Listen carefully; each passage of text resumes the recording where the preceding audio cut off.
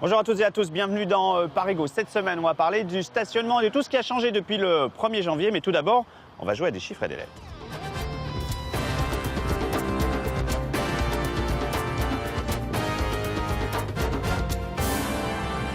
Mon cher Bertrand, je vous propose maintenant de jouer au mot le plus long. Voici un tirage. Tirage un peu compliqué parce que vous n'avez que 3 consonnes. Ça va pas être facile. Je vous laisse quelques secondes. J'ai une proposition, Laurent. Laquelle? En 2 lettres. PV.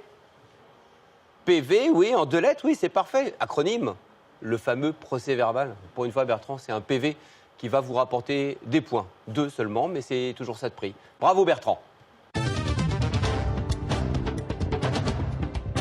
L'apparition du FPS, ce forfait post-stationnement sur les pare-brises, a bouleversé la vie des automobilistes. Et pas seulement à Paris, les voilà désormais obligés de payer leur stationnement. Ça valait bien un numéro de Parigo.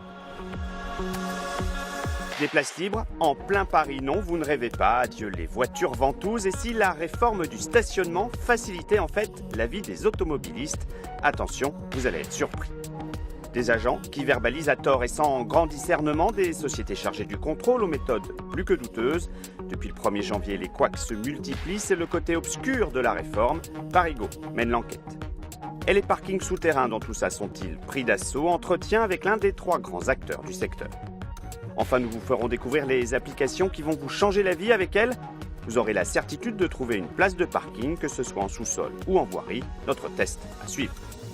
Avec 8000 FPS délivrés chaque jour à Paris, les chiffres donnent le tournis, il faut l'avouer.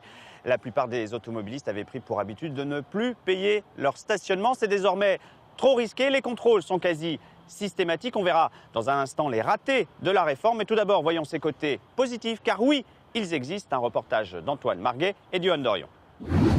Avoir une voiture à Paris en 2018, on ne va pas se le cacher, ça n'est pas facile. En tout cas, si l'on en croit les automobilistes. Oui, quelque chose a changé. Les PV surtout, qui sont très chers. On ne veut pas des voitures à Paris. On a pourtant décidé de vous montrer les aspects positifs de cette révolution du stationnement, car oui, il y en a, à commencer par les places libres. Il suffit de rouler dans la capitale pour le constater. Je trouve ça scandaleux les prix, mais effectivement c'est une réalité, il y a beaucoup plus de place. Maintenant, en fait, on arrive et on trouve une place. Dans tous les arrondissements quasiment. Dans le 14e, c'est simple. Dans le 7e, c'est simple. Là, on est dans le 14e, près de Montparnasse, c'est très simple, oui. Alors pour vérifier, on est allé interroger la société qui gère les parcs-mètres à Paris et qui confirme, sur les 150 000 places en surface que compte la capitale, la rotation est désormais plus importante en journée. Première conséquence, ils ont plus de chances de se garer en voirie. Et deuxième conséquence, ils tournent moins longtemps à la recherche d'une place de stationnement et donc la pollution est inférieure aussi. Et le temps perdu par les usagers est inférieur aussi. Plus qu'un changement quand on sait qu'une voiture sur 6 qui circule à Paris cherche une place. Le nombre de voitures ventouses a donc diminué. Autre mutation des comportements, le taux de respect qui a plus que doublé. Désormais 17% des Parisiens s'acquittent d'un ticket en surface. Il n'était que 7% l'année dernière. La peur du gendarme a fonctionné. Autre ville, autre dimension, mais même changement de comportement. Nous voici à Poissy, dans les Yvelines. Ici, la municipalité a voulu redynamiser son centre-ville. Elle a donc décidé d'un tarif avantageux pour les voitures. 1 € pour 1 heure, 2 € pour 2 heures.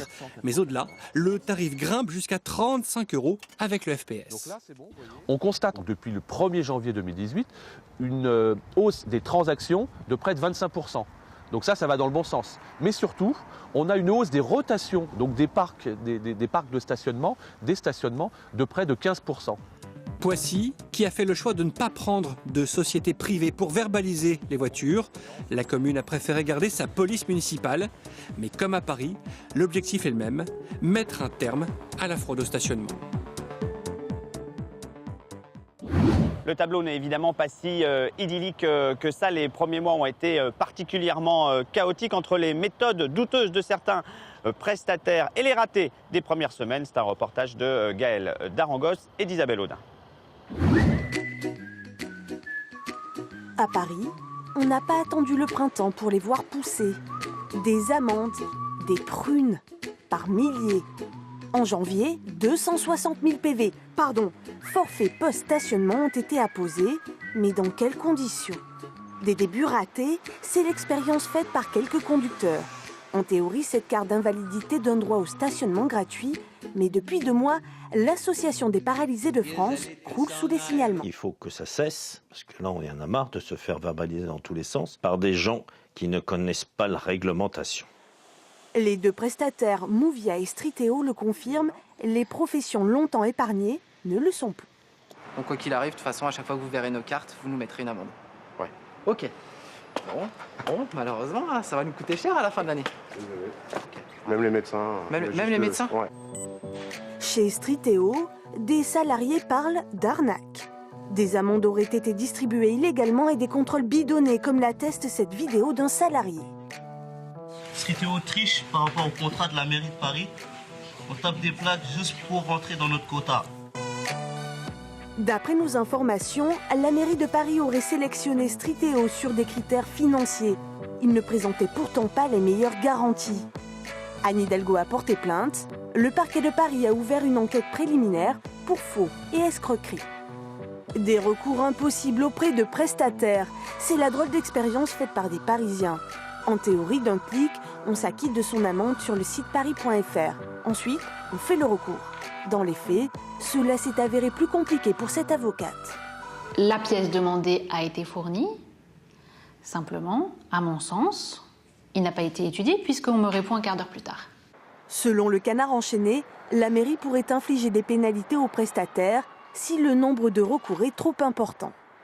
Ils ont tout fait justement pour qu'on passe d'une contestation pénale facile, où il suffisait de demander la comparution devant le tribunal et on était convoqué, à un système administratif avec des strates de recevabilité qui sont extrêmement pointues. Dernière solution, se tourner vers la commission du contentieux du stationnement à Limoges.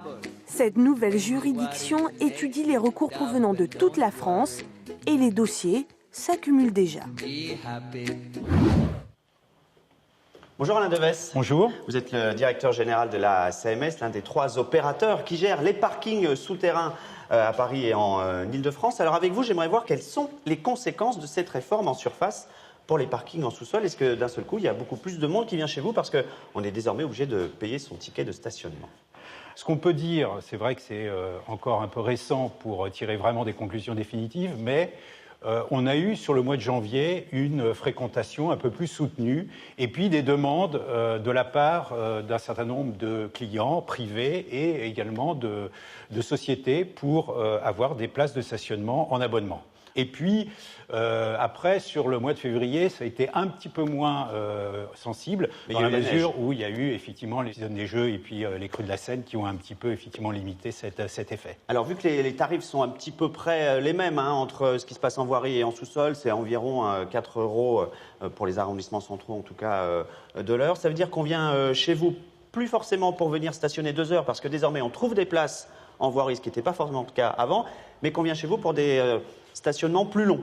Voilà, absolument. On a, de par la dépénalisation, de par un contrôle plus fréquent, une rotation plus sensible des places en voirie qui permet aux gens finalement de stationner de façon plus aisée. En revanche, comme le tarif est extrêmement dissuasif au-delà de la 2e heure, eh bien c'est plus intéressant effectivement pour les clients horaires de venir stationner dans les parcs souterrains, d'autant qu'ils sont quasiment assurés d'avoir de la place, premièrement, et deuxièmement, ils peuvent bénéficier également de forfaits, ou en tout cas d'une tarification qui est dégressive, alors que sur voirie, elle est plutôt effectivement progressive. Alors un autre dossier qui vient d'être mis à jour et qui est une conséquence plus ou moins indirecte de cette bagarre contre la voiture dans Paris, c'est les parkings relais qu'on attend et qui viennent d'être annoncés pour les portes de Paris, des parkings et des places à 75 € par mois. Vous confirmez, c'est pour quand ? Alors, ce que je peux confirmer, c'est qu'effectivement, il y a des discussions qui sont en train de se dérouler entre les opérateurs et la ville de Paris et, je dirais, la région. On est parti sur un tarif de 75 €. La question... Pour les détenteurs déjà du Pass Navigo. Alors, pour les détenteurs, absolument, il faut le préciser, c'est pour les détenteurs du Pass Navigo et puis pour une utilisation de la place qui ne peut être que sur une journée. C'est-à-dire on rentre le matin, on sort le soir. Hein, il n'y a pas de serait possibilité vraiment pour le parking relais. Absolument. Donc c'est vraiment pour une utilisation effectivement de parking relais, c'est-à-dire on vient pour, je dirais, stationner son véhicule, on prend le cas échéant des transports en commun et puis ensuite on revient dans le parking et on ressort pour repartir chez soi. Merci Alain Deves pour toutes ces précisions. Maintenant, on va aller s'intéresser à ces startups et ces applis qui se multiplient sur cette thématique du stationnement et qui pourraient bien vous faciliter la vie. C'est un reportage de Didier Morel et de Mustapha Tafni. Là, on voit que j'ai une place de disponible juste à côté. Damien teste depuis 1 an cette application. L'idée de Parking Map est simple. Mettre fin à un cauchemar, trouver une place pour se garer. Mais bien souvent, elles ne sont libres que quelques minutes. Ça peut arriver effectivement parce que c'est du temps réel. Donc si entre-temps, il y a une personne qui s'est stationnée, je perds l'information, quoi. À Paris, on estime qu'un tiers du temps des déplacements est perdu à chercher une place. Ah, vous voyez, la place est passée de occupée à disponible. Et j'ai une nouvelle place de disponible juste à côté. Lancée dans le 9e arrondissement, cette application est expérimentale. Son principe, des caméras sont installées en hauteur pour repérer en temps réel les places libres. Sa limite, une dizaine de caméras sur quelques rues seulement. Pour toute la capitale, il faudrait des milliers de capteurs. Mais déjà, en fait, c'est un beau projet qui permet de démontrer la validité et la fiabilité de nos solutions. Avec une telle voiture, se garer dans la rue, c'est compliqué et surtout très risqué selon Harris. Alors, il a fait le choix d'une application qui lui propose une place au mois, mais aussi l'accès à d'autres parkings pour 1 heure ou 2 selon ses besoins. Il y a les aléas de laisser la voiture dehors, alors que là, avec OpenGo, c'est beaucoup plus simple, c'est automatique, j'ai pas de problème de ticket, j'ai pas de problème de carte bleue, ça va même plus vite. OpenGo, c'est une des applications les plus utilisées, avec 150 000 places comme celle-ci disponibles dans cette entreprise. Son succès tient aussi à son partenariat avec Indigo et ses 200 parkings publics. Il se trouve qu'Indigo, à travers sa filiale Streeteo, est aussi chargé de plus verbaliser dans Paris. Un effet d'aubaine qui amène de nouveaux utilisateurs. On a effectivement une hausse de la prise d'abonnements mensuels notamment, de l'ordre de 40% depuis le début de l'année. D'autres applications comme BePark, OnePark ou YesPark encore proposent des services équivalents. Il existe encore beaucoup de places vacantes, en particulier dans le parc HLM. Les bailleurs sociaux ont, dépendant des structures, souvent entre 20 et 30% de vacances, donc 20 à 30% de places vides dans leur sous-sol. Quand on sait que c'est 20% du logement dans les grandes villes, très rapidement on arrive à un nombre de places qui est assez exceptionnel. Reste que si vous ne savez toujours pas vous garer correctement, aucune application ne propose encore de solution à ce problème si parisien. Vous venez de le voir, votre téléphone portable est sans doute votre meilleur ami pour trouver plus aisément une place de stationnement, que ce soit à Paris ou dans le reste de la région, même si désormais, vous l'avez bien compris, il faudra payer pour éviter les fameux FPS, forfait post-stationnement. Voilà, c'est tout pour aujourd'hui. Parigo s'achève. On se retrouve la semaine prochaine, même jour, même heure. Passez d'ici là un excellent week-end. Salut!